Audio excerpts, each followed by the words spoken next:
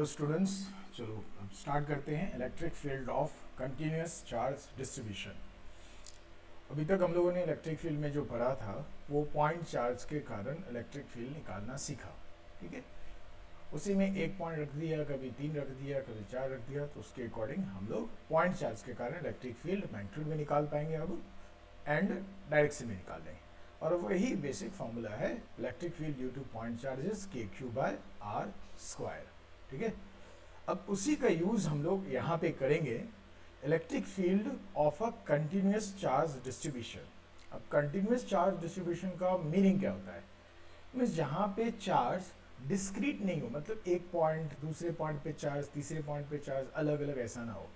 इसका मतलब हुआ charge is spreaded on a rod, जैसे यूनिफॉर्मली चार्ज रॉड दे दिया जाए, यूनिफॉर्मली चार्ज रिंग दे दिया जाए, वहाँ पे चार्ज जो है ना कंटिन्यूसली फैला हुआ है along the length. Like sphere दे दिया जाए, हो सकता है सॉलिड स्फीयर में पूरे वॉल्यूम में चार्ज फैल जाए, है ना, हो सकता है हॉलो स्फीयर में सरफेस पे चार्ज फैल जाए। तो वो सारी चीज़ें हम लोग यहाँ से पढ़ना स्टार्ट करेंगे। तो पहले स्टार्ट कर रहे हैं electric field due to uniformly charged rod. एक चार्ज रॉड है, रॉड पे चार्ज है और वो चार्ज का डिस्ट्रीब्यूशन यूनिफॉर्म है। रॉड लिख दे, कभी कभी थिन वायर लिख दिया जाता है, राइट, सबके लिए एक ही चीज समझेंगे।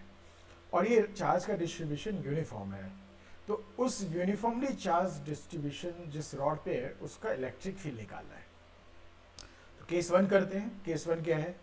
Eight an axial point of rod of length L and charge Q।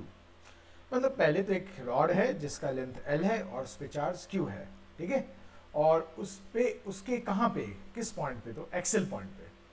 अब भाई एक्सेल पॉइंट होता क्या है रॉड के लिए? तो मान लो रॉड है, ये यहाँ से समझो यहाँ तक एक रॉड है जो कि मैंने ब्लैक से बनाया और नीचे में प्लस प्लस कर दिया। इसका मतलब ये रॉड पॉजिटिवली चार्ज है और इस पॉजिटिवली चार्ज रॉड के लिए मुझे इलेक्ट्रिक फील्ड निकालना एक्सेल पॉइंट के। एक्सेल पॉइंट का मतलब क्या होगा? इस रॉड के लाइन के अलोंग ही डॉटेड लाइन बना लो और इस रॉड के लाइन के अलोंग ही कोई पॉइंट हो, ठीक है, तो उस पॉइंट को हम लोग कहेंगे कि वो पॉइंट रॉड का एक्सेल पॉइंट है। तो इस रॉड की लाइन को एक्सटेंड कर दिया, ये पॉइंट P लिख दिया, इस पॉइंट P पे ही मुझे इलेक्ट्रिक फील्ड निकाल ली है। और हमारे पास बेसिक फॉर्मूला है पॉइंट चार्ज का, वो था KQ/R²। उसी को यहाँ पे भी यूज करेंगे। ठीक है, सॉरी, चलो स्टार्ट करते हैं। तो हम लोग क्या करते हैं, ये पॉइंट P से x डिस्टेंस पे जाते हैं और dx लेंथ रॉड का ले लेते हैं। अब आप जानते ही हो कि dx तो बहुत बहुत बहुत बहुत बहुत छोटा लेंथ होता है, राइट। तो हम लोग कह सकते हैं कि जो dx लेंथ है रॉड का, ये तो एक पॉइंट की तरह हो गया, है ना, ये क्या हो गया, एक पॉइंट की तरह हो गया। तो उसके कारण तो पॉइंट P पे इलेक्ट्रिक फील्ड का फॉर्मूला मुझे पता है KQ/R² है। ठीक है, तो अब इसको स्टार्ट करते हैं। पहले देखो, पहले तो मैं लेमडा डिफाइन कर रहा हूँ। लेमडा क्या होता है? लीनियर चार्ज डेंसिटी, मतलब चार्ज पर यूनिट लेंथ। ठीक है, इस क्वेश्चन में गिवन है चार्ज पूरे लेंथ पे Q है और इस रॉड की लेंथ है L, तो चार्ज पर यूनिट लेंथ क्या हो जाएगा? Q/L। तो लेमडा की वैल्यू इस क्वेश्चन के लिए Q/L है। अब मुझे इस छोटे से लेंथ dx पे चार्ज चाहिए, तो हम लोग लिख देंगे उस पे, मान लो dx पे चार्ज जो है dq है, तो dq की वैल्यू क्या होगी? चार्ज पर यूनिट लेंथ लेमडा इनटू उस पार्ट की length into dx, lambda dx हो गई। तो लेमडा की वैल्यू रख दिया Q/L इनटू dx। अच्छा, अभी मैं जो प्रूव करने वाला हूँ वो कंटिन्यूस चार्ज डिस्ट्रीब्यूशन के लिए करने वाला हूँ, जिसमें मैंने लेमडा कांस्टेंट ले लिया है, राइट, और उसकी वैल्यू क्या है? Q/L है। मीन्स रॉड के हर एक पॉइंट पे लेमडा की वैल्यू सेम है और वो क्या है? Q/L है। लेकिन हो सकता है क्वेश्चन में आपको लेमडा वेरिएबल दे दे, राइट, जैसे इस पॉइंट से कह दिया जाए x डिस्टेंस पे जाओगे तो लेमडा जो है लेमडा नॉट x है, या लेमडा नॉट x² है, लेमडा नॉट x³ है, ऐसा दे दिया जाए। इसका मतलब लेमडा जो होगा x का फंक्शन दिया जा सकता है, तो वो जो भी होगा, जैसे यहाँ पे मैंने dq को लिखा लेमडा dx और लेमडा की वैल्यू Q/L लिख दी। मान लो वहाँ पे लिखा रहा lambda is equal to lambda naught x², तो यहाँ पे लेमडा नॉट x² लिख लेना, फिर आगे बढ़ जाना जैसे ही कर रहे हैं। ठीक है, तो बाकी सब सेम ही रह जाएगा। तो मैं यूनिफॉर्म चार्ज डिस्ट्रीब्यूशन बता रहा हूँ, नॉन यूनिफॉर्म भी रहा तो भी आप इससे सॉल्व कर सकते हैं ये बेसिक मेथड से। तो मुझे उस छोटे से चार्ज का, जिसको हम लोग पॉइंट चार्ज मान सकते हैं, उसका चार्ज आ गया dq which is q by l into dx।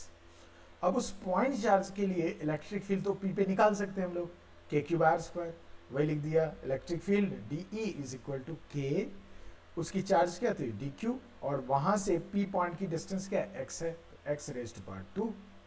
अब k x रेज्ड पावर 2 लिख दिया और यहाँ पे dq की वैल्यू रख दी, q upon l into dx। ये हो गया हमारा electric field due to this element, right. और इसकी डायरेक्शन यहाँ पे क्या होगी, देखो मैंने पॉजिटिव चार्ज लिया है तो यहाँ पे dq भी पॉजिटिव होगा, तो वहां से डॉटेड लाइन मिला दिया पॉइंट p पे, और उसी लाइन के अलोंग रेडियली आउटवर्ड हो जाएगी इलेक्ट्रिक फील्ड। तो राइट डायरेक्शन में इलेक्ट्रिक फील्ड हो गई इसकी, ठीक है। अब देखो यहाँ पे कोई भी एलिमेंट ले लो, सब पॉजिटिव चार्ज वाला है, सबके कारण p पे इलेक्ट्रिक फील्ड की डायरेक्शन राइट नहीं होती, बिकॉज यहाँ पे इलेक्ट्रिक फील्ड यूनिडायरेक्शनल है। तो इलेक्ट्रिक फील्ड का जो सम करोगे, है ना, वो इंटीग्रेशन से किया जा सकता है, क्योंकि याद करो इंटीग्रेशन से हम लोग बेसिकली यूनी एक्सियल एडिशन ही कर सकते हैं, या स्केलर का एडिशन कर सकते हो। तो यहाँ पे यूनी एक्सियल वेक्टर, यहाँ देखो हर एक एलिमेंट के लिए डी जो होगा राइट डायरेक्शन में आएगा, एक ही एक्सिस के लॉन्ग है, इसलिए हम लोग लिख सकते हैं इंटीग्रेशन ऑफ डी इज ई। ऐसे मैथ्स की तरह नहीं लेंगे integration of D x is x होता है, इसलिए इंटीग्रेशन ऑफ डी इज ई होगा, क्योंकि आगे चल के देखोगे integration of D cos theta को मैं ई लिख दूंगा, ठीक है। तो ये सारी चीज़ों को ध्यान में रखेंगे।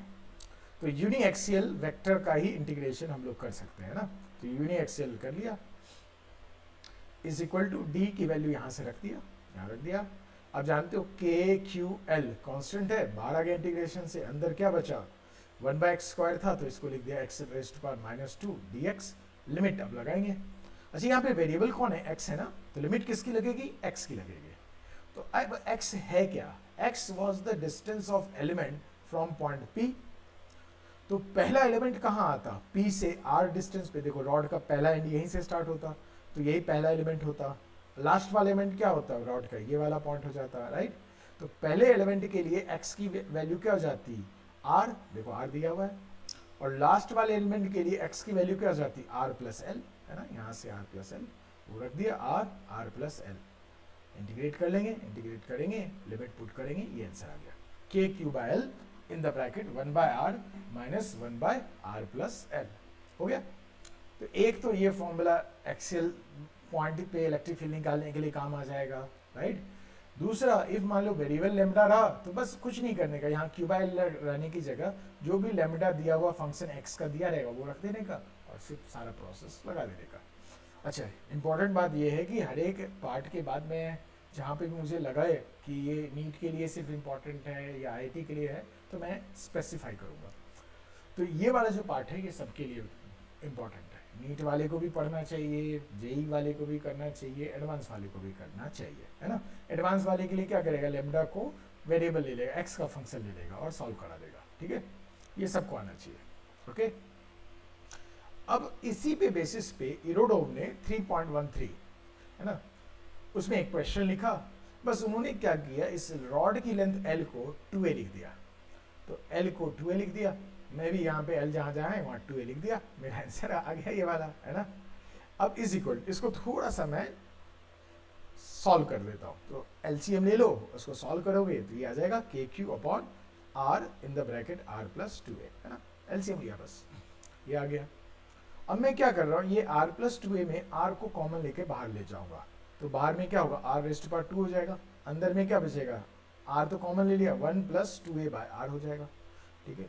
या जिसको एकदम नहीं समझ में आता, r से मल्टीप्लाई करके देख दो, एक r से, तो ये r प्लस 2a हो जाएगा, ठीक है। ये आ गया।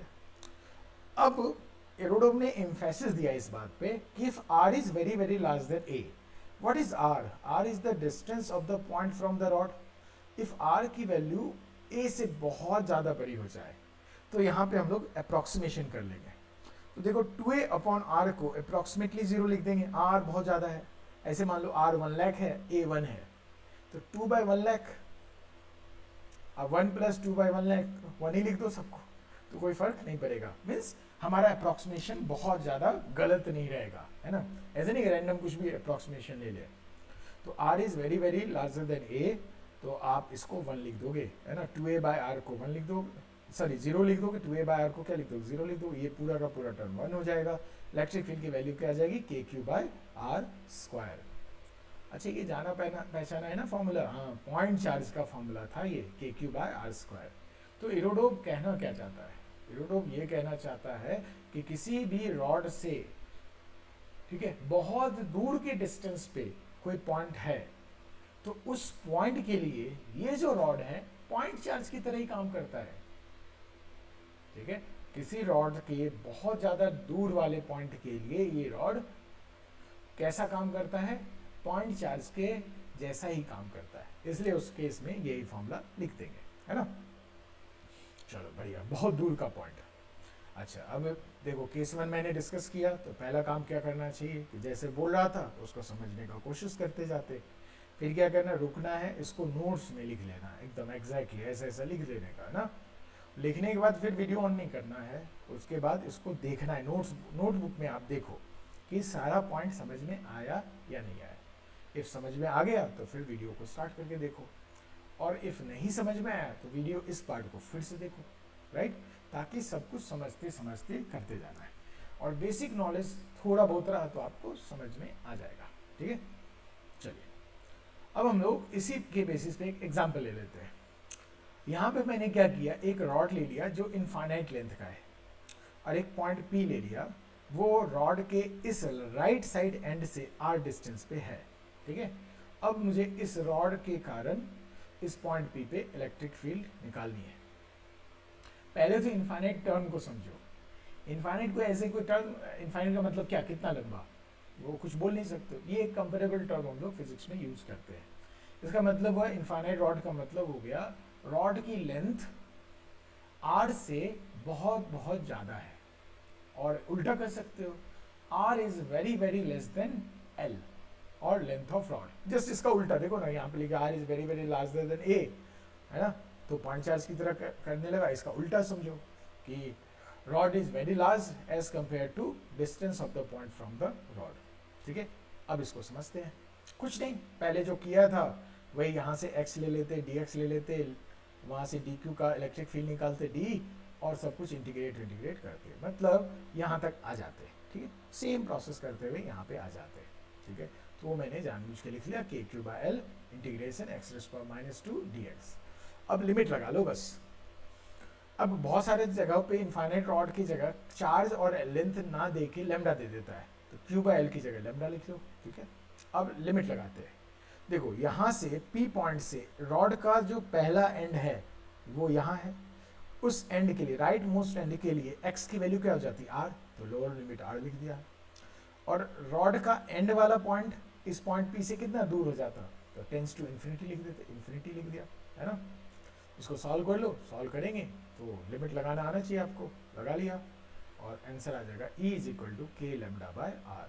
मीन्स रॉड के एक्सियल पॉइंट, रॉड का एक्सियल पॉइंट रॉड से बिल्कुल बिल्कुल बिल्कुल पास में हो जाए। ये ऐसे को 1 मीटर का रॉड है और 10⁻⁻⁶ मीटर डिस्टेंस पे वो पॉइंट है, तो हम लोग ये इन्फिनिटी वाला फॉर्मूला लगा लेंगे, है ना। तो ये क्या हो गया, k⁻/r। फिर से इसको लिख लो, और कुछ लगे कि यहाँ पे जो नहीं लिखा हुआ है और मैं बोल रहा हूँ और इम्पोर्टेंट है, उसको साइड नोट्स में लिख लिया करो, ओके। चलो आगे बढ़ते हैं। आज पूरा रॉड ही चलता रहेगा, और ये वाला भी आपको नीट वाले को भी आना चाहिए। अब केस 2 को समझते हैं। अब देखो, एक रॉड ले लिया मैंने जिसमें मैंने पॉजिटिव चार्ज कर लिया है, और उसकी चार्ज पर यूनिट लेंथ मैंने लिख दी लैम्डा कूलम पर मीटर। अब रॉड के सामने में कोई पॉइंट हो P, वहां पे मैंने आपसे पूछ लिया, अच्छा इस लाइन के अलोंग हो तो पता कर ही लेंगे, इस लाइन के अलावा कहीं पॉइंट हो उस पर भी निकालना आना चाहिए, तो वही पॉइंट P ले लिया। इस पॉइंट P पे इलेक्ट्रिक फील्ड निकालनी है, ठीक है। अच्छा, जब P पे पॉइंट पे इलेक्ट्रिक फील्ड निकालनी है तो पहला काम क्या करो, उस पॉइंट से इस रॉड पे परपेंडिकुलर ड्रॉ करो। तो मैंने देखो ये लेफ्ट डायरेक्शन देखो चल रहा है डॉटेड लाइन, और यहाँ पे मैंने परपेंडिकुलर ड्रॉ कर लिया, ठीक है। पहला काम ये कर लिया। दूसरा काम क्या करो, उस पॉइंट पी से रॉड के दोनों एंड को मिला लो। देखो मैंने डॉटेड लाइन से इसको मिला लिया, डॉटेड लाइन से इसको मिला लिया, ठीक है। अच्छा, ये परपेंडिकुलर लाइन से ये वाला लाइन सपोज θ1 एंगल बना रहा है, इस परपेंडिकुलर लाइन से ये वाला लाइन सपोज θ2 एंगल बना रहा है, वो दोनों मैंने लिख लिया, ठीक है। अब क्वेश्चन सॉल्व करते हैं। अब देखो जहां पे परपेंडिकुलर कट किया था उस पॉइंट से हम लोग y डिस्टेंस ऊपर जाते हैं और dy लेंथ ले लेते हैं, है ना। इस पॉइंट से y डिस्टेंस ऊपर गए और dy लेंथ ले लिया। अब जानते हो dy तो बहुत छोटा होता है, इतना छोटा होता है कि हम लोग मान सकते हैं ये जो एलिमेंट है ये पॉइंट चार्ज की तरह है, ठीक है। अच्छा, उस एलिमेंट की चार्ज क्या हो जाती है, dq। dq को क्या लिख दोगे, लैम्डा इंटू dy। लैम्डा क्या है, चार्ज पर यूनिट लेंथ, और dy उसकी लेंथ है। इन दोनों को मल्टीप्लाई कर दोगे तो उस छोटे से एलिमेंट का चार्ज आ जाएगा, ठीक है। अब उसको हम लोग पॉइंट चार्ज मान सकते हैं और यहाँ पे KQ/r² का फॉर्मूला लगा सकते हैं सिर्फ इस एलिमेंट के लिए, राइट। तो हम लोग क्या करते हैं, इस एलिमेंट से एक देखो red dot dot dot dot dot dot dot ऐसे आ रहा पी की तरफ, और मैंने उसे एक्सटेंड कर लिया। अब जानते हो ये पॉजिटिव चार्ज है, तो इस डॉटेड लाइन के अलोंग ही डी होगा और अवे होगा रेडियली आउटवर्ड, तो मैंने डी ऐसे बना लिया, डी ऐसे बना लिया, ठीक है। यहाँ तक क्लियर है आपको। उस पॉइंट चार्ज के कारण इस पॉइंट पी पे इलेक्ट्रिक फील्ड इधर होगी डी। अच्छा, इस डी के लिए क्या वैल्यू आएगी, डी के लिए लगा लो वो KQ/r²। तो मैंने लिखा k, उस एलिमेंट की चार्ज क्या है dq अपॉन वो जो डिस्टेंस है उसको ज्योमेट्री से निकालो। ये डिस्टेंस मीन्स ये वाला है ना, ये वाली डिस्टेंस, ये देखो एलिमेंट से जो पॉइंट पी की तरफ जा रहा है वो वाले डिस्टेंस।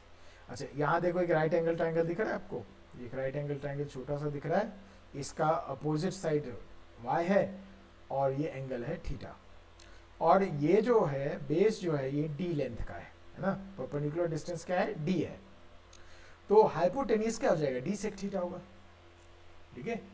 ये राइट एंगल ट्राइंगल है, ये एंगल θ है, बेस d है, तो आपको हाइपोटेनियस चाहिए, या एडजेसेंट पार्ट d है तो हाइपोटेनियस चाहिए, तो हाइपोटेनियस की वैल्यू हो जाएगी d sec θ।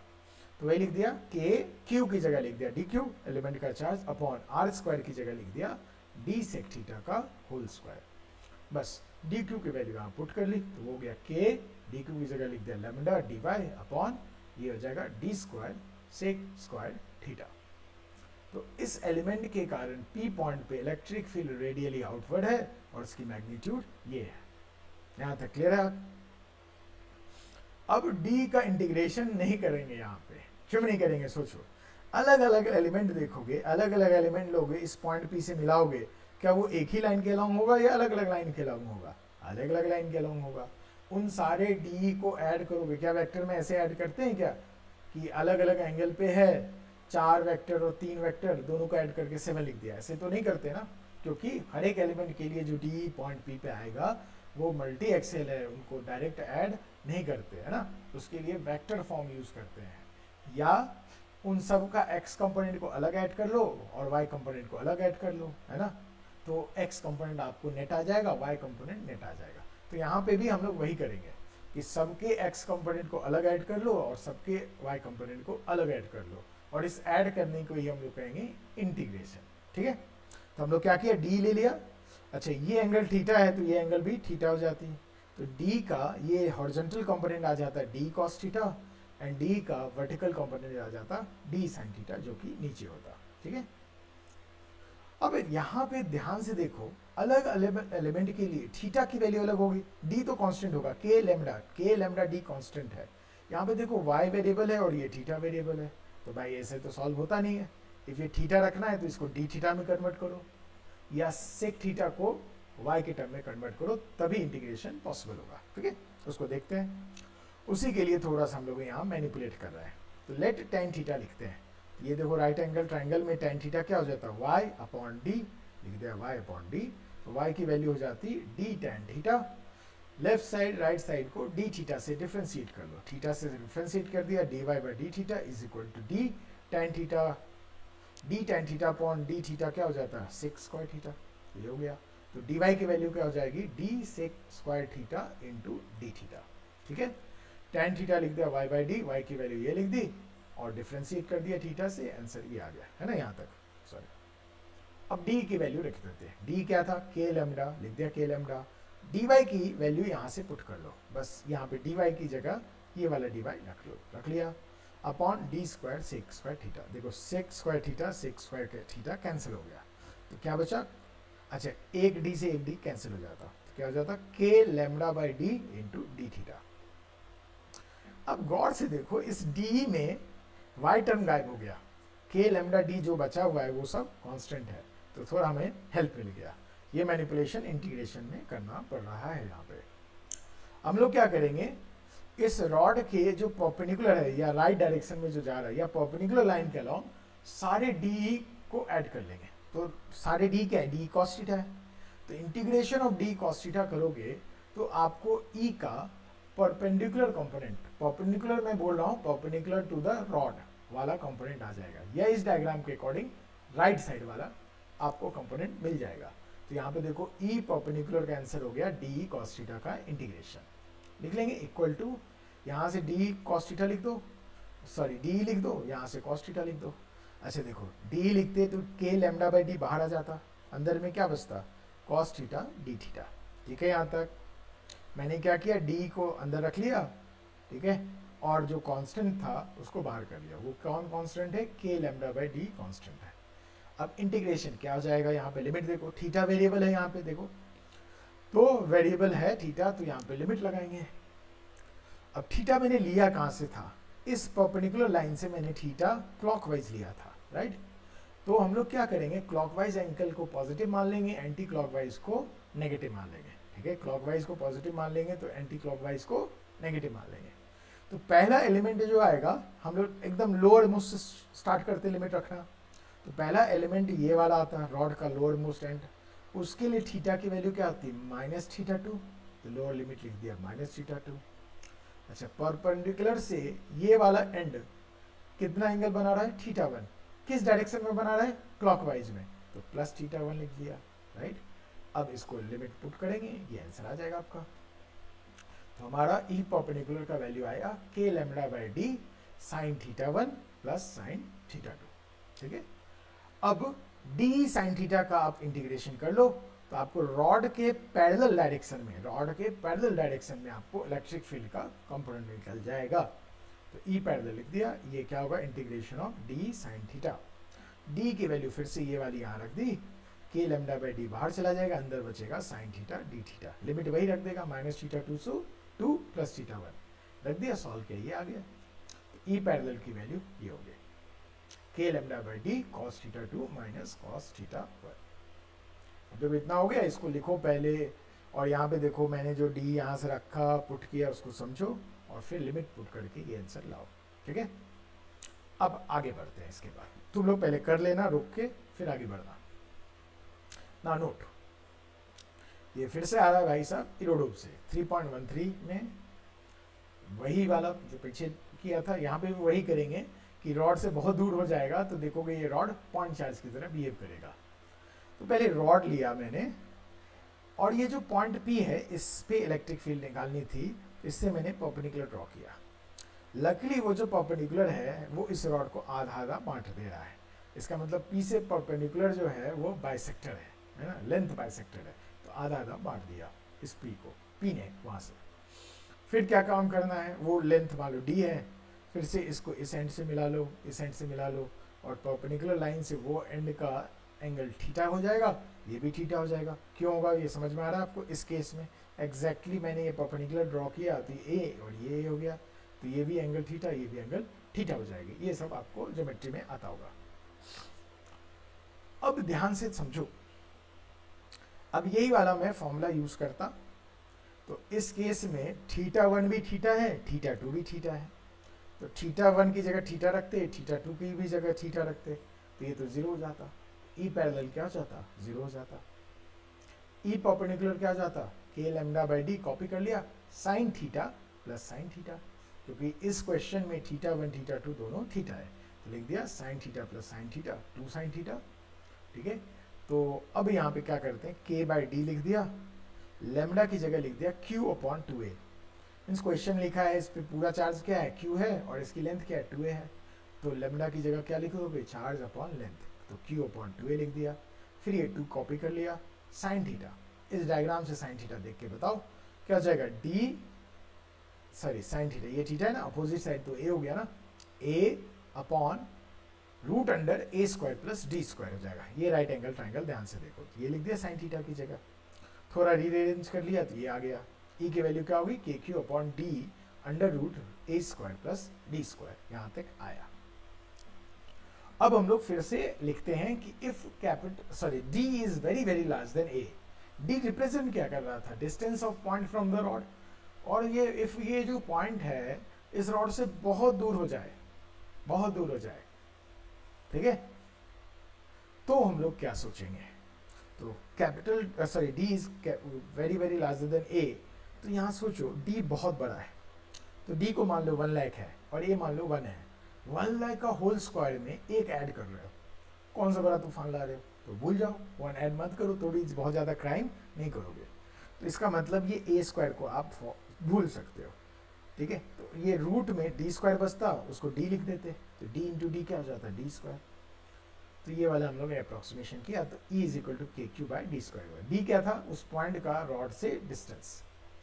फिर से यहाँ देखो, इफ वो पॉइंट रॉड से बहुत दूर है तो वो रॉड तो लगता है कि पॉइंट चार्ज है, तभी तो पॉइंट चार्ज जैसा फॉर्मूला आ गया, K Q by R square. R क्या था, डिस्टेंस, तो यहाँ पे भी डी क्या है, उस रॉड का पॉइंट पी से डिस्टेंस, राइट। तो रॉड से बहुत बहुत ज़्यादा दूर हो जाए तो परपेंडिकुलर बाइसेक्टर वाला पॉइंट के लिए वो रॉड पॉइंट चार्ज की तरह काम करता है, ठीक है। ये भी समझ में आ गया हीरोडोम का, थोड़ा सा अप्रॉक्सीमेशन करना पड़ा, जहाँ भी अप्रॉक्सीमेशन होता है वहाँ पे हमारी हेल्प तो चाहिए होती है आपको, ठीक है। चलो आगे बढ़ते हैं, नेक्स्ट एग्जाम्पल लेते हैं, जो ऊपर पढ़ा वो नीचे यूज करने का ट्राई करते हैं, ठीक है। तो 1 मिनट थोड़ा रिचार्ज होने दो।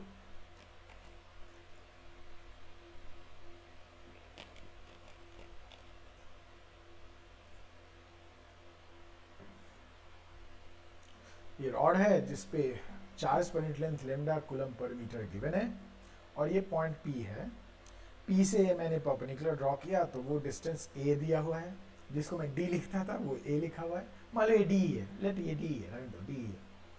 परपेंडिकुलर से दूसरा काम क्या करना था, इस पॉइंट से उस एंड को मिलाओ, उस पॉइंट से इस एंड को मिलाओ, ये एंगल 60 डिग्री दिया हुआ है, ये एंगल 30 डिग्री दिया हुआ है। अब अपने को पता करना है पॉइंट पी पे इलेक्ट्रिक फील्ड क्या है, ठीक है। पहले हम लोग ई परपेंडिकुलर निकालते हैं। तो मैं क्या करूँगा कि आगे चल के पूरा इंटीग्रेशन प्रोसेस नहीं करूँगा, ठीक है, ये फेमस क्वेश्चन हो गया। तो हम लोग क्या करेंगे, ये वाला पॉइंट याद रखेंगे पहला, ये लिमिट यहाँ ई परपेंडिकुलर ये, ई पैरेलल ये, मतलब याद रखने नहीं कर रहा, मान लो कोई अनजान क्वेश्चन आ गया तो पूरा प्रोसेस करो, यहाँ तक आ जाओगे, यहाँ तक आ जाओगे, फिर मैं लिमिट लगा लूँगा, ठीक है। तो वो सारा प्रोसेस रिपीट करके यहाँ और यहाँ पहुँच जाएंगे, फिर लिमिट लगा लेंगे। तो पहले वो सारा काम किया तो ई परपेंडिकुलर मुझे ये आ गया, ठीक है। अब लिमिट लगाओ, देखो परपेंडिकुलर से आपको एंटी क्लॉकवाइज जाना पड़ रहा है 30 डिग्री, तो मैंने -30 डिग्री लिख दिया, और क्लॉकवाइज जाना पड़ रहा है 60 डिग्री, तो अपर लिमिट लिख दिया 60 डिग्री। तो cos theta D theta integration sin theta होता है, upper limit 60 degree, lower limit -30 degree, put कर लो, ये आ जाएगा आंसर, ठीक है। वैसे देखो ई पैरेलल क्या होता था, k lambda by D integration of sin theta D theta, lower limit -theta two upper limit theta by. अच्छा लिमिट लिखा ना, यहाँ सीख लेंगे बस। यहाँ पे देखो परपेंडिकुलर ड्रॉ किया, ये एंड वो एंड को मिला लेते हैं हम लोग, है ना। परपेंडिकुलर से देखो ये एंटी क्लॉकवाइज जाना पड़ रहा है 30 डिग्री, तो -30 डिग्री लिख दिया, और वो क्लॉकवाइज जाना पड़ रहा है 60 डिग्री, तो 60 डिग्री लिख दिया, और लिमिट पुट किया, पी आंसर आ गया, ठीक है। अच्छा आपको ई परपेंडिकुलर ई पैरेलल आ गया, ये तो इलेक्ट्रिक फील्ड के 2 कंपोनेंट हुए ना। ई नेट क्या हो जाता, इन्हीं दोनों का वेक्टर सम कर लो, पैरेललोग्राम लगाओ से ऐसे डॉट डॉट डॉट डॉट मिला दिया, ये मिला दिया, ये ई नेट हो जाता। ई नेट की वैल्यू क्या लिख देते थे, ई परपेंडिकुलर का स्क्वायर प्लस ई पैरेलल का स्क्वायर, है ना। इस तरह से ये वेक्टर का छोटा मोटा पॉइंट हो गया, अंडरस्टूड। यहाँ से मैंने शुरू किया, इसका मतलब इसका पहले वाला सारा स्टेप लिखा, यहाँ आ गए, इसके सारे पहले वाला स्टेप लिखा, यहाँ लिख दिए, और फिर लिमिट लगा दिया, लिमिट यहाँ पे लगा के देख लिया, आंसर आ गया, ठीक है। चलो आगे बढ़ते हैं हम लोग। अब ये क्वेश्चन देखते हैं, इस क्वेश्चन में मैंने रॉड लिया है, फिर से रॉड को लिख दिया कि ये इसकी linear charge density lambda coulomb पर मीटर है। अब मैंने पॉइंट पी यहाँ लिया, ठीक है। तो पहला काम क्या करना है, पॉइंट पी से परपेंडिकुलर ड्रॉ करना है। अच्छा, परपेंडिकुलर ड्रॉ करोगे तो रॉड पे आएगा नहीं, तो कुछ नहीं, रॉड की लाइन को एक्सटेंड कर लो, है ना। रॉड की लाइन को एक्सटेंड कर दिया और पॉइंट पी से उस पर परपेंडिकुलर ड्रॉ कर लिया। लेट वो परपेंडिकुलर डिस्टेंस आ गया डी, है ना। ये परपेंडिकुलर डिस्टेंस क्या आ गया आपको, डी। फिर क्या करना था, इस पॉइंट पी से रॉड के इस एंड को मिला लिया, फिर उस पॉइंट पी से रॉड के उस एंड को मिला लिया। इस परपेंडिकुलर से रॉड का ये एंड क्लॉकवाइज में 30 डिग्री है, इस परपेंडिकुलर लाइन से रॉड का वो वाला एंड वाला लाइन क्लॉकवाइज में 60 डिग्री है। तो ओके, यहाँ पे 30 डिग्री भी क्लॉकवाइज आ गई, 60 डिग्री भी क्लॉकवाइज आ गई। तो लिमिट एक्चुअली पहला एलिमेंट जो स्टार्ट होता वो प्लस 30 डिग्री से होता और लास्ट वाला एलिमेंट कहाँ जाके मिलता, प्लस 60 डिग्री पे। तो वहाँ पर मैंने लिमिट लगा दिया, है ना। यहाँ पे देखो साइन थीटा आ जाता, लिमिट लगा दिया बस, के lambda by D sine theta, limit लगाया प्लस 30 से प्लस 60, वैल्यू पुट कर दिया, आंसर आ जाएगा। वैसे ही यहाँ पे देखो, सॉरी, ई परपेंडिकुलर में देखो के lambda by D sine theta D theta क्या हो जाता, माइनस कॉस थीटा होता। तो भाई मैंने लिख दिया यहाँ पे माइनस कॉस थीटा, लिमिट लगा दी प्लस 30 से प्लस 60, लिमिट पुट किया, ये आंसर आ गया, ठीक है। अब ई की डायरेक्शन, ठीक है, ई परपेंडिकुलर राइट में आया, ई पैरेलल नीचे आ गया, इन दोनों का नेट इधर हो जाता, ई नेट फिर से ये लिख देते। अब आपको सोच रहे हो सर ई परपेंडिकुलर राइट ही में क्यों, ई पैरेलल लेफ्ट नीचे ही क्यों, वो तो आया था, याद करो उस डायग्राम में आया था जो मैंने इनिशियल प्रूव किया था। अब यहाँ से हम लोग क्या करते हैं, जो जेई वाले बच्चे हैं उनको पूरा प्रोसेस आना चाहिए, ठीक है, और आईआईटी वाले को तो बिल्कुल आना चाहिए। अब आ जाओ बात करते हैं हम लोग मेंस वाले की, या जो बच्चे जेई में हैं और बहुत ज़्यादा मतलब उनका परफॉर्मेंस अच्छा नहीं है, वो क्या करो, इस वाले के लिए ये नोट्स याद रख लो। अब नोट क्या है, पहला तो ई परपेंडिकुलर की मैग्नीट्यूड का ये फॉर्मूला याद कर लो, एंड ई पैरेलल की मैग्नीट्यूड का ये फॉर्मूला याद करो। देखो मैंने मॉड लगा दिया है, मीन्स ई परपेंडिकुलर मेरा हमेशा पॉजिटिव आएगा, ई पैरेलल भी हमेशा पॉजिटिव आएगा, ठीक है, अंडरस्टूड। पहले ये दोनों फॉर्मूला याद कर लिया। अब θ1 θ2 सोचते हैं, तो पहले इसको समझ लेते हैं। तो मैं क्या करूँगा, जिस पॉइंट पे निकालना था उस पॉइंट से परपेंडिकुलर ड्रॉ करूँगा और फिर दोनों एंड को मिला दूंगा। इफ देखो यहाँ पे इस एंड के लिए आपको क्लॉकवाइज θ1 जाना पड़ रहा है और इस एंड के लिए एंटी क्लॉकवाइज θ2 जाना पड़ रहा है परपेंडिकुलर लाइन से। अगर एक क्लॉकवाइज और दूसरा एंटी क्लॉकवाइज जाना हो तो दोनों एंगल को प्लस मान के यहाँ पे पुट कर दो, दोनों को प्लस मान के यहाँ पे पुट कर दो डायरेक्ट, ठीक है। दूसरा एक एग्जांपल इसका ले लिया, अब एक एग्जांपल इसका लेते हैं जहाँ पे परपेंडिकुलर ड्रॉ करोगे तो उस रॉड पे आएगा ही नहीं, जैसे परपेंडिकुलर ड्रॉ किया है, ठीक है। अब यहाँ देखो फिर से परपेंडिकुलर ड्रॉ किया, फिर इस एंड को मिलाया, उस एंड को मिलाया। अब देखो इस परपेंडिकुलर लाइन से पहला वाला एंड जो रॉड का लाइन है वो θ2 एंगल बना रहा है क्लॉकवाइज, और दूसरा एंड बना रहा है क्लॉकवाइज में θ1, दोनों क्लॉकवाइज आ गया है। तो इसमें क्या करो, किसी एक को पॉजिटिव रख लो, दूसरे को नेगेटिव रख लो।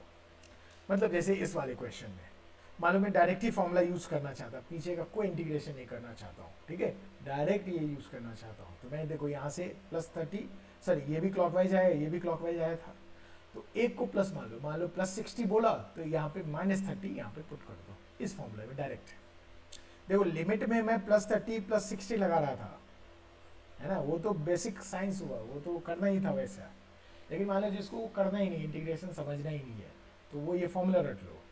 और इफ दोनों क्लॉकवाइज या दोनों एंटी क्लॉकवाइज आया, एक एंगल को पॉजिटिव दूसरे एंगल को नेगेटिव रख लो, ठीक है। और एक क्लॉकवाइज और दूसरा एंटी क्लॉकवाइज आ गया तो दोनों एंगल को पॉजिटिव रख लो, इस फॉर्मूला में पुट कर लो। तो आपको डायरेक्ट ई परपेंडिकुलर है ई पैरेलल का मैग्नीट्यूड पॉजिटिव में आ जाएगा, ठीक है। अब देखते हैं डायरेक्शन। तो पहले ई परपेंडिकुलर की डायरेक्शन समझो। तो आपको क्या करना है, पॉइंट पी से आपने परपेंडिकुलर ड्रॉ किया रॉड पे, ठीक है। इस केस में भी रॉड के लाइन को एक्सटेंड किया, पॉइंट पी से परपेंडिकुलर ड्रॉ किया। अब सोचो इफ ये पॉजिटिव चार्ज का रॉड रहेगा, इफ ये पॉजिटिव चार्ज का रॉड रहेगा तो ये जो परपेंडिकुलर कंपोनेंट होगा ये रॉड से दूर होगा, रॉड से अवे होगा, जैसे इस क्वेश्चन देखो प्लस प्लस है तो यहाँ पे रॉड से परपेंडिकुलर दूर है, ई परपेंडिकुलर देखो दूर जा रहा है। यहाँ पे भी रॉड प्लस है तो इस परपेंडिकुलर से रॉड से दूर जा रहा है ये परपेंडिकुलर कंपोनेंट। ठीक है यहाँ तक ओके। अच्छा माइनस होता तो क्या होता है, उल्टा रॉड की तरफ जाता, मतलब परपेंडिकुलर लाइन के अलोंग ही होता और लेफ्ट में होता, यहाँ पे भी लेफ्ट में होता। ठीक है, आई गेस ई परपेंडिकुलर की डायरेक्शन समझी। ओके, अब आते हैं ई पैरेलल। अब देखो मैंने यहां से परपेंडिकुलर ड्रॉ किया, अब रॉड को इस जहां से परपेंडिकुलर जुड़ा है मिला है वहां से देखो रॉड का ऊपर वाला पार्ट बड़ा है, नीचे वाला पार्ट छोटा है, तो जिधर छोटा पार्ट हो उधर ही ई पैरेलल होगा इफ रॉड पॉजिटिव है तो। इफ रॉड पॉजिटिव है तो जिधर रॉड का छोटा पार्ट हो उधर ही ई पैरेलल होगा। जैसे इस केस में छोटा किधर है, नीचे है ना, तो नीचे हो गया ई पैरेलल। ये क्लियर हुआ। अच्छा इफ नेगेटिव होता तो जिधर बड़ा पार्ट होता उधर ई पैरेलल होता। मान लो ये सारा का सारा माइनस होता, ई पैरेलल में ऊपर बनाता। समझ में आया ई परपेंडिकुलर ई पैरेलल। चलो इसको इसमें रिपीट करते हैं। तो पहले क्या किया, रॉड लिया, यहाँ से पॉइंट पी से परपेंडिकुलर ड्रॉ किया। अब देखो प्लस था तो ई परपेंडिकुलर रॉड से दूर, तो इस परपेंडिकुलर से अवे जा रहा है, रॉड से अवे जा रहा है। ठीक है, अब देखो यहाँ से परपेंडिकुलर से ऊपर ही सारा पार्ट है, नीचे तो कुछ है ही नहीं। एक पॉजिटिव चार्ज हो तो जिधर कम वाला पार्ट हो उधर होगा, इधर तो कुछ है ही नहीं तो कम तो नीचे ही हो गया, तो ई पैरेलल नीचे हो गया। अच्छा यहीं पे रॉड नेगेटिव होता तो ई पैरेलल ऊपर हो जाता, ई परपेंडिकुलर लेफ्ट में हो जाता। समझा। अच्छा ये वाला जो सीखा है इसको तुम इस क्वेश्चन में लगाओ और इसको तुम इस क्वेश्चन में लगाओ और फाइनल आंसर चेक करो, यही फाइनल आंसर सेम आ जाएगा। इसमें फंस मत जाना कि यहाँ पे देखो इसकी लिमिट सोचने का तरीका मैथमेटिकल था और ये तो जस्ट ट्रिक हो गया एक तरह का कि जल्दी जल्दी में कुछ नहीं करना है, इंटीग्रेशन नहीं करना है। ठीक है, तो ये कर लिया। ठीक है ओके, तो नीट वाले तो कम से कम यही वाला याद कर लो और इसको पीछे वाले क्वेश्चन में अप्लाई करके पक्का कर लो। आगे बढ़ते हैं। अब आ रहा है electric field due to infinite long wire. Electric field due to infinite long wire.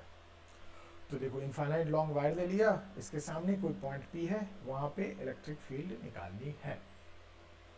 अब इनफाइनाइट लॉन्ग वायर कुछ होता नहीं है, तो होता क्या है इसको समझो। मान लो एक वायर ले लिया, उसकी लेंथ खुद की 1 मीटर है और जो पॉइंट पी है इस रॉड से 10⁻⁻⁶ मीटर है, मतलब बिल्कुल बिल्कुल पास, 1 माइक्रोमीटर पास में है। तो हम लोग कहेंगे उस पॉइंट पी के लिए ये रॉड इनफाइनाइट लॉन्ग है।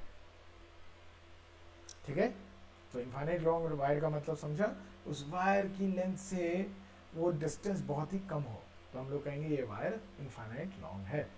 चलो ठीक है, तो टेक्निकल टर्म समझ में आ गया। इनफाइनाइट लॉन्ग वायर का मतलब मान लो ये इनफाइनाइट लॉन्ग वायर है और यहाँ पे पॉइंट पी है, तो पहला काम क्या करोगे, परपेंडिकुलर ड्रॉ करो। परपेंडिकुलर ड्रॉ किया इस रॉड पे, वो आ गया परपेंडिकुलर डिस्टेंस डी।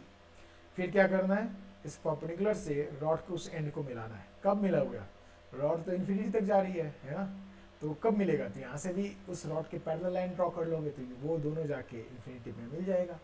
तो आप देखो इस परपेंडिकुलर लाइन से ये जो मिलने वाला लाइन है ये कितना एंगल बना रहा है, 90 डिग्री।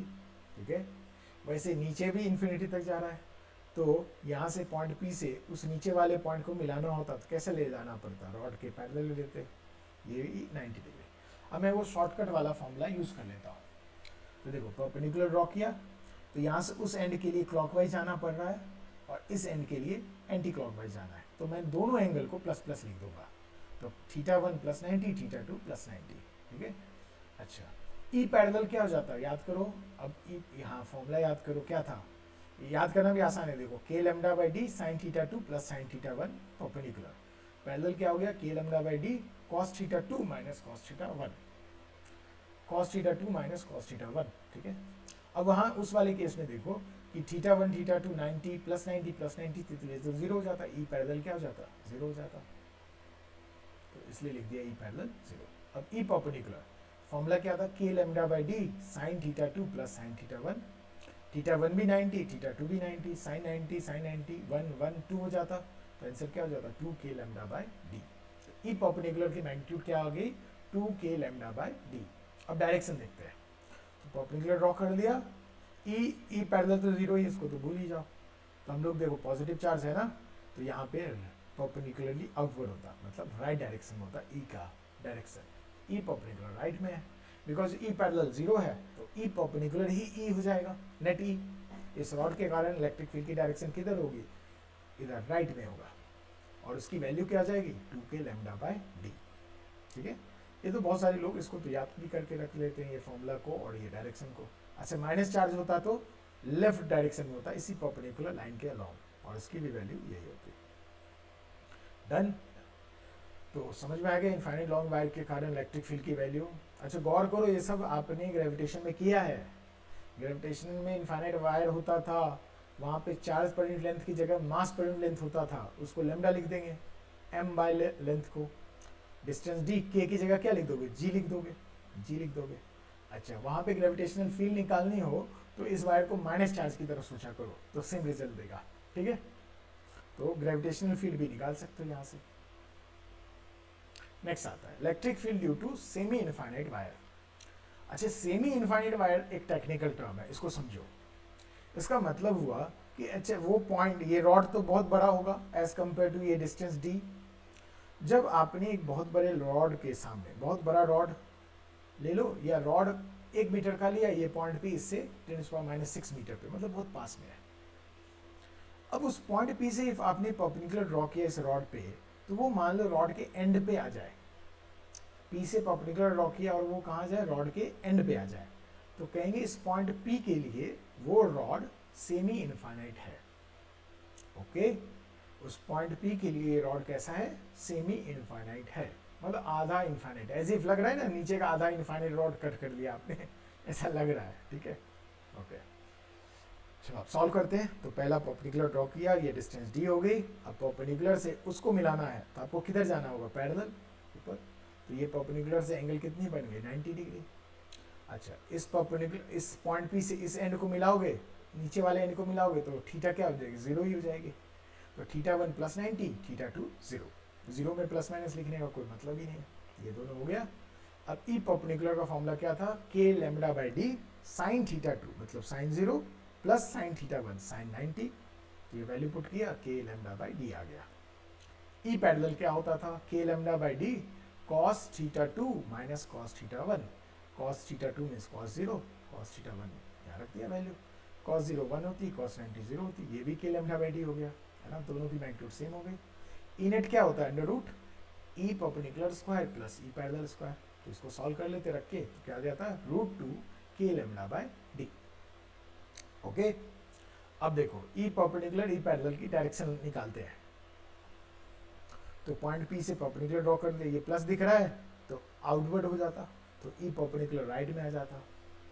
अब देखो दूसरा ई पैरेलल कैसे डिसाइड करते थे, देखते इस परपेंडिकुलर के ऊपर में रॉड है ज़्यादा या नीचे में, नीचे में तो है ही नहीं, नीचे में है ही नहीं, तो नीचे ही छोटा हो गया, तो जिधर छोटा होता है उधर ही होता है, ई पैरेलल नीचे हो जाता। अब देखो ई परपेंडिकुलर ई पैरेलल बराबर मैग्नीट्यूड का है, ई नेट एंगल बाइसेक्टर पे आ जाता 45 डिग्री पे, है ना, ये सब वेक्टर है। तो ई नेट की वैल्यू निकाल ली, डायरेक्शन भी निकाल लिया। तो आपको सेमी इनफाइनाइट भी बहुत इंपॉर्टेंट क्वेश्चन हो जाता है। तो E perpendicular k lambda by d, E parallel k lambda by d, E net √2 k lambda by d, E perpendicular E parallel की डायरेक्शन भी निकालने आनी चाहिए। ठीक है, चलो आगे चलते हैं। अब एक एग्जांपल लिया, यहाँ पे रॉड ले लिया, कहा कि रॉड बहुत लंबा है, इससे थोड़े डिस्टेंस पे एक पॉइंट P ले लिया एट ए डिस्टेंस d। तो मैंने पॉइंट P से परपेंडिकुलर ड्रॉ कर लिया, पहला काम, ये मान लो d निकल के आया d। फिर क्या करेंगे, इस रॉड से इस एंड को मिला लो। अच्छा, परपेंडिकुलर वाला से इस एंड को मिलाया, लेट ये एंगल आ गई 30 डिग्री। अच्छा, इस परपेंडिकुलर से उस वाले एंड को मिलाना, उस वाले एंड को मिलाना, तो कैसे ले जाना होगा, इसको पैरेलल ले जाना होगा, तभी ये और ये जाके इन्फिनिटी में मिलेगा। मेरा काम क्या होता है, पॉइंट P से रॉड के उस एंड को मिलाना। उस एंड को मिलाने के लिए मुझे इस रॉड के पैरेलल लाइन ड्रॉ करना पड़ेगा, पैरेलल ड्रॉ कर दिया। अच्छा देखो, परपेंडिकुलर से क्लॉकवाइज 90 डिग्री जाना पड़ रहा है ऊपर के लिए, एंड एंटी क्लॉकवाइज 30 डिग्री नीचे जाना है पड़ रहा है। एक क्लॉकवाइज दूसरा एंटी क्लॉकवाइज, तो एक को प्लस ले लो, दूसरे को भी प्लस ले लो, प्लस 90 प्लस 30, वो फॉर्मूला यूज कर लेंगे। ई परपेंडिकुलर क्या था, k lambda by d sin θ2 plus sin θ1, θ2 θ1 रख दिया, सॉल्व किया, ये आ गया। और ई पैरेलल क्या था, k lambda by d cos θ2 minus cos θ1, तो cos θ2 means cos 30 degree minus cos θ1 cos 90, ये सॉल्व हो गया। ई नेट आ जाता अंडर रूट इसका स्क्वायर प्लस इसका स्क्वायर आ जाता ई नेट। ओके, ये भी एग्जाम्पल हो गया। नेक्स्ट एग्जाम्पल करते हैं, find electric field at point P. अब देखो ये जो रॉड है बहुत लंबा है, इनफाइनाइट लॉन्ग है, बट यहाँ पे बेंड है और ये 90 डिग्री पे बेंड है, मतलब इन्फिनिटी से आ रहा है आ रहा है आ रहा है और इन्फिनिटी को जा रहा है जा रहा है जा रहा है, और ये एंगल 90 डिग्री है। जानबूझ के मैंने यहाँ पे माइनस माइनस साइन भी ले लिया है ताकि माइनस का भी एक प्रैक्टिस हो जाए। और इस रॉड पे चार्ज पर यूनिट लेंथ लेमडा गिवन है, लेमडा कूलम पर मीटर, ठीक है, ये भी गिवन है आपको। अब ये पॉइंट P से आपने परपेंडिकुलर इस रॉड पे ड्रॉ किया तो A डिस्टेंस है, इस रॉड पे परपेंडिकुलर ड्रॉ किया वो भी A डिस्टेंस पे है, ठीक है। तो इस पॉइंट P पे मुझे इलेक्ट्रिक फील्ड निकालनी है। ओके, तो हम लोग पहले समझो कि हम लोगों को जब ऐसे क्वेश्चन आएंगे तो पीछे की इंफॉर्मेशन को यूज करके सॉल्व करना होता है, राइट। एग्जाम में भी जैसे करते हैं, जो नॉलेज हमारे पास आ गया है उसकी बेसिस पे सॉल्व करते हैं। अच्छा, ऐसा रॉड का तो हमने पढ़ा नहीं है, तो हम लोग क्या करेंगे, इसको दो ऐसे टुकड़े में या कभी कभी 3 टुकड़े में बांटना पड़ सकता है, आपको 4 टुकड़े में बांटना पड़ सकता है, जिसका आंसर या जिसका प्रोसेस मुझे पता हो। तो मैंने क्या किया, इस जहाँ पे बेंड हो रहा है इससे ऊपर वाला रॉड जो है उसको पार्ट 1 मान लिया, और इस बेंड से ये जो राइट जा रहा है उसको पार्ट 2 बना लिया, ठीक है। तो दोनों को अलग अलग हम लोग सॉल्व कर लेंगे। पहले पार्ट 1 के लिए सॉल्व करते हैं। क्या करता, P से परपेंडिकुलर ड्रॉ करता, फिर P से इस एंड को मिला लेता, और P से उस एंड को मिलाता तो वो ऊपर आ जाता, राइट। अब सोचो, ये यहाँ से परपेंडिकुलर से ऊपर वाले एंड को मिलने के लिए कितना एंगल जाना पड़ता है आपको, प्लस 90, और इस परपेंडिकुलर से इस बेंड के इस कॉर्नर को मिलने के लिए कितना एंगल चलना पड़ता है, 45 डिग्री। देखो ये क्लॉकवाइज जाना पड़ रहा है और ये एंटी क्लॉकवाइज जाना पड़ रहा है, तो दोनों को प्लस ले लो। तो θ1 90 डिग्री, θ2 प्लस 45 डिग्री, दोनों प्लस में लिया है क्योंकि एक के लिए क्लॉकवाइज दूसरे के लिए एंटी क्लॉकवाइज हो तो दोनों को पॉजिटिव लेना होता है। इस ट्रिक वाले फॉर्मूला को डायरेक्ट यूज करने के लिए इफ इंटीग्रेशन को अवॉइड करना है तो फॉर्मूला लगा लेते हैं, k lambda by D, T की जगह यहाँ a लिख दिया तो a लिख दिया मैंने, sine θ2 sine 45 plus sine θ1 sine 90, value put के आंसर आ गया ये, है ना। आगे चलते, ई पैरेलल क्या था, k lambda by D, D की जगह a लिख दो, cos θ2 तो cos 45 degree minus cos θ1 cos 90 degree, solve किया ये आ गया। तो पार्ट 1 के लिए मुझे ई परपेंडिकुलर ई लैम्डा दोनों आ गई मैग्नीट्यूड वाइज। अब उसकी डायरेक्शन देखते हैं। देखो ये माइनस था, पॉइंट P से परपेंडिकुलर ऐसे ड्रॉ किया, तो इसका ई परपेंडिकुलर इस परपेंडिकुलर लाइन के अलोंग ही होगा और रॉड के तरफ होगा, और तो वो किधर हो गया, लेफ्ट में हो गया। तो ये ई परपेंडिकुलर इस पार्ट 1 का लेफ्ट में है। दूसरा, अच्छा इस परपेंडिकुलर से देखते हैं तो किधर बड़ा है, तो यहाँ पे तो ऊपर बड़ा में है ना, नीचे छोटा में है, तो जिधर बड़ा हो नेगेटिव वाला उधर ही पैरेलल होगा। तो इस पार्ट 1 का ई पैरेलल ऊपर होगा, ई परपेंडिकुलर पैरेलल निकाल लिया हम लोगों ने, डायरेक्शन में निकल गई पार्ट 1 की, ये दोनों है। अब आ जाओ इस पार्ट के लिए। इस पार्ट के लिए क्या करना होता है, पॉइंट P से परपेंडिकुलर ड्रॉ करते, वो डिस्टेंस a गिवन है, फिर उस पॉइंट P से इस एंड को मिला लेते, और इस एंड को मिलाना चाहते, इस इन्फिनिटी वाले एंड को नहीं मिलाना पड़ते चाहते तो ये पैरेलल जाना पड़ता आपको हॉरिजॉन्टली। परपेंडिकुलर से ये वाला एंगल जाते तो कितना जाना पड़ता, 90 डिग्री, कैसा जाना पड़ता, एंटी क्लॉकवाइज। अच्छा परपेंडिकुलर से ये वाले एंड पे जाना होता तो कितना जाना पड़ता, 45 डिग्री, कैसा जाना पड़ रहा है, क्लॉकवाइज। देखो एक एंटी क्लॉकवाइज दूसरा क्लॉकवाइज, तो दोनों को प्लस ले लेते, फिर से वही लिख दिया। इसका मतलब ये सारा कैलकुलेशन सेम आ जाता। Okay very good. अब दूसरी बात, डायरेक्शन देखते हैं। ये माइनस है और ये पॉइंट P से परपेंडिकुलर ऐसा है, तो परपेंडिकुलर के अलोंग ही लेना होता है ये परपेंडिकुलर, और टुवर्ड्स रॉड होता है कब, जब ये रॉड नेगेटिव हो, तो टुवर्ड्स रॉड ले लिया, ई परपेंडिकुलर ऐसा। फिर देखो परपेंडिकुलर से देखते हैं राइट में बड़ा है या लेफ्ट में बड़ा है, तो परपेंडिकुलर से राइट में बड़ा है, तो जिधर बड़ा होता है उधर ही ई पैरेलल होता है, किसके लिए, नेगेटिव के लिए, तो नेगेटिव के लिए ई पैरेलल इधर हो गया। तो इस पार्ट 2 के लिए भी मुझे ई परपेंडिकुलर ई पैरेलल मिल गया। ओके चलो अब वेक्टर सम करना है बस इन चारों का। तो इन दोनों में कंपेयर करो तो ई परपेंडिकुलर ई पैरेलल में कौन बड़ा है मैग्नीट्यूड वाइज, ई परपेंडिकुलर बड़ा है मैग्नीट्यूड वाइज। तो देखो पहले हॉरिजॉन्टल में सॉल्व कर लो, लेफ्ट में ई परपेंडिकुलर है, राइट में ई पैरेलल, इन दोनों का नेट किधर होता, लेफ्ट में होता है ना, तो ये माइनस ये कर देते, और लेफ्ट में उसकी वैल्यू क्या हो जाती, ये माइनस ये करते तो क्या बनता, के लैम्डा बाई ए बनता, के लैम्डा बाई लेफ्ट में हो गया। इन दोनों को हॉरिजॉन्टल वाले को सॉल्व किया तो। अच्छा ये वर्टिकल वाले को सॉल्व करो, ई परपेंडिकुलर नीचे है, ई पैरेलल ऊपर है, इन दोनों का नेट निकालते तो किधर आता, नीचे आता है ना, क्योंकि ये बड़ा है, और कितना आता, ये माइनस ये आ जाता, तो वो भी के लैम्डा बाई आ जाता, वो भी निकाल लिया।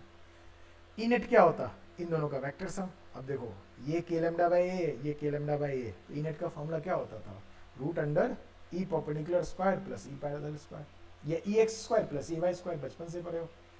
तो उन दोनों का अंडर रूट करते, रूट इसका स्क्वायर प्लस इसका स्क्वायर, तो ये आ जाता, तो ये ई नेट की वैल्यू हो गई। आप डायरेक्शन भी देख सकते हो, देखो के लैम्डा बाई ए ऐसा है, के लैम्डा बाई ए ऐसा है, ई नेट क्या हो जाता है, एंगल बाइसेक्टर पे होता, तो इधर जा रहा है, ये एंगल 90 डिग्री बन रही है तो 45 डिग्री, एक्चुअली वो जो होता वो इधर इधर होता है ना, बेंट की तरफ हो जाता था ई नेट की डायरेक्शन। चलो ये भी हो गया। तो बहुत डिटेल क्वेश्चन है, एक एक पॉइंट को समझो ताकि रॉड क्लियर हो जाए, 100% क्लियर हो जाए, ठीक है। अब बुक में होते हैं ना, एक दो केस दे देते हैं, उसके बाद तुम्हें समझ में आता नहीं है, बार बार फंसते जाते हो, इसलिए मैं ज़्यादा क्वेश्चन लेके एक एक बात पे रुक के समझा दे रहा हूँ, ओके। कहीं कहीं पे तो सेमी इनफाइनाइट करके ही छोड़ देते हैं, तो बाकी ये सब तो सॉल्व ही नहीं हो पाएगा फिर, जहाँ पे 45 और 90 बन रहा है ये सब केस, ठीक है। रुक के इसको कर लो।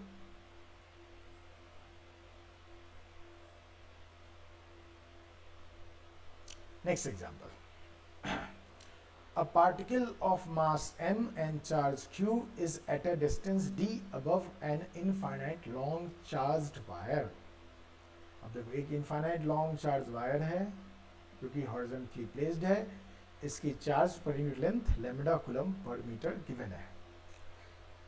इसके ऊपर d डिस्टेंस पे, देखो d डिस्टेंस पे इसके ऊपर एक पार्टिकल है जिसका मास m है और चार्ज q है या प्लस q है, और ये d डिस्टेंस पे जब है तो वो इक्विलिब्रियम में है, ठीक है, लिखा हुआ particle is in equilibrium position here. Now अब इक्विलिब्रियम पे है, अब इसने कहा कि ये इक्विलिब्रियम अब चेक करोगे तो तुम्हें पता चलेगा ये स्टेबल इक्विलिब्रियम है, इसका मतलब यहाँ पे क्या आने वाला है, SHM आने वाला है, ठीक है। जहाँ भी स्टेबल इक्विलिब्रियम आएगा तो क्या आएगा, SHM आएगा, तो मैं चेक भी करूंगा स्टेबल है या नहीं है। Now particle is displace slightly in vertical direction, थोड़ा ऊपर लेके छोड़ दो या थोड़ा नीचे लेके छोड़ दो तो ये SHM परफॉर्म करने लगता है। क्वेश्चन में देखो डिस्प्लेस स्लाइटली, हिंट दे रहा है, अप्रोक्सीमेशन लो भाई। It starts doing SHM, find the time period of this SHM, ठीक है। चलो ट्राई करते हो। पहले जब भी SHM के क्वेश्चन होते थे इक्विलिब्रियम पे हम लोग इक्वेशन लिखने का ट्राई करते हैं, इफ आ जाता है तो अच्छा है।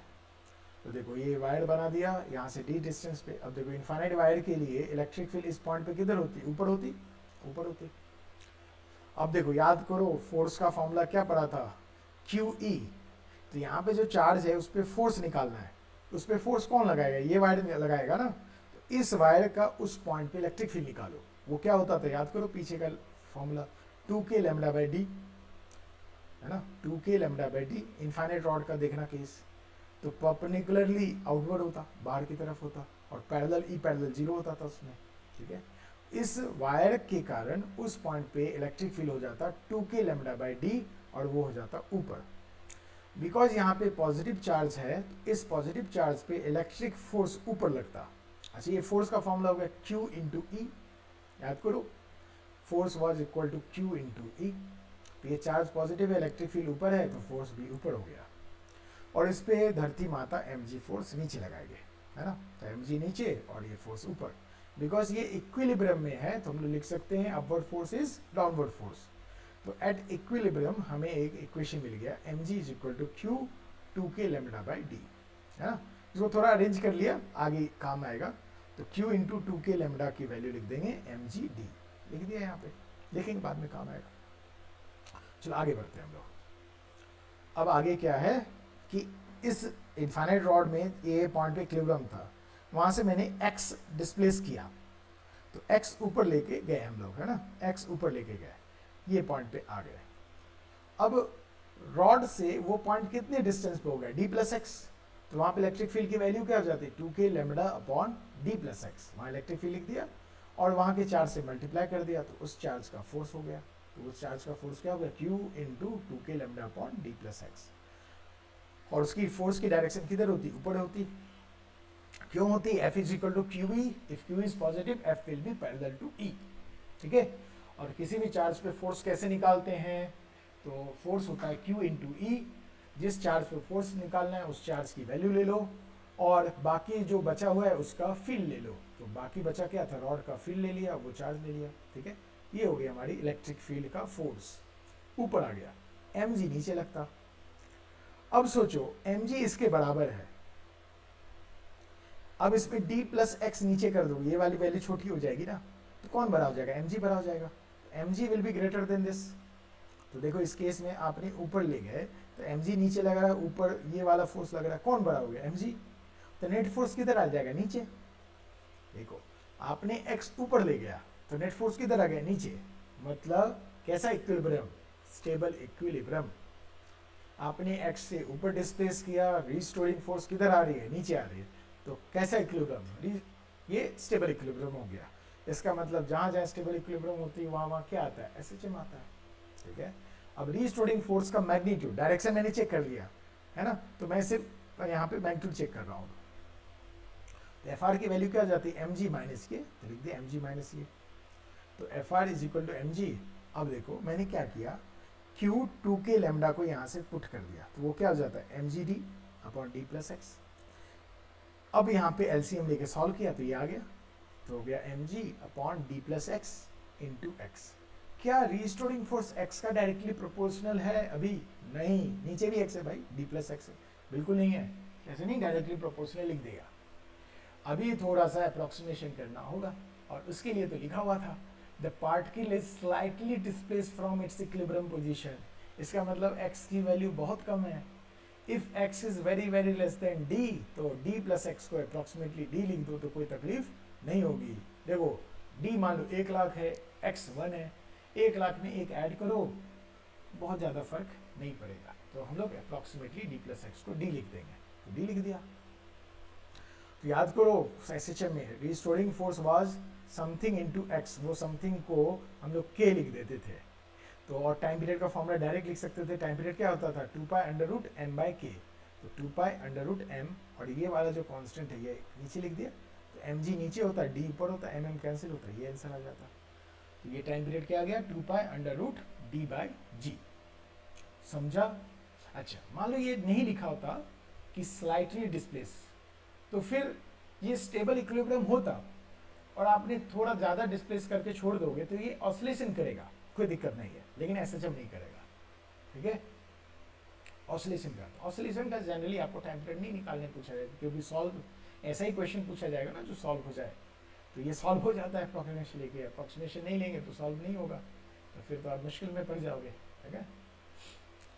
समझ में आया बात। तो फिर हर एक क्वेश्चन के बाद रुकना है और रुक के सॉल्व करना है, ठीक है। अच्छा देखो बहुत सारे बच्चे ने मुझे कहा कि भाई सर सब लोग ये करते हैं, सब्सक्राइब लाइक शेयर के लिए बोलते हैं, ठीक है, तो तुमको करने का मर्जी हो तो कर लो, जिसकी जैसी श्रद्धा वैसा कर लो। और लेकिन इससे फ़ायदा ये होता है कि ये जो नॉलेज है सबको मिलना चाहिए, तो सब लोगों तक पहुंच जाए तो ज़्यादा अच्छा है। इसलिए लोग कहते हैं कि इसको शेयर कर लो, ठीक है, तो ज़्यादातर लोगों के पास ये नॉलेज पहुँचे। ये ज़रूरी होता है कंट्री के लिए। कंट्री तभी आगे बढ़ती है जब कंट्री के सारे लोग एक दूसरे को हेल्प करते हैं या गाइड करते हैं। Okay, thank you.